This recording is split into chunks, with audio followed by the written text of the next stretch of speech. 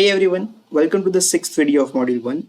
And here is a step-by-step guide for you to install Git into your system. And then lastly, we are also going to verify this installation. So let's get started. So it's time to install one final thing that we'll be requiring for this program, that is Git. And for that, you will have to do the same process that we've been doing for Python and the VS Code editor. Exactly the same process. There is no a lot of difference. So Git download is something that I'm typing.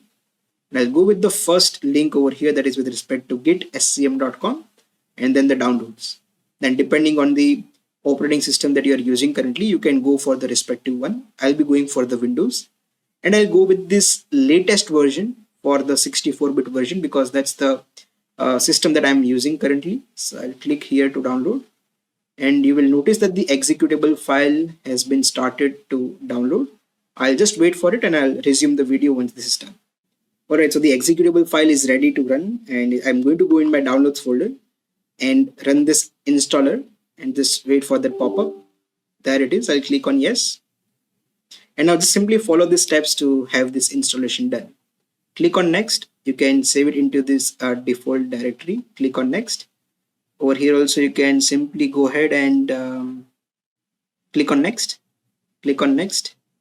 Over here you can choose the use Visual Studio Code as Git's default editor and click on next.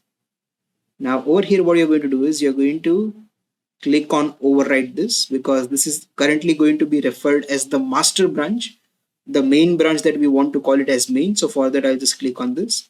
I'll click on next, and I'll click on next for all the other options and simply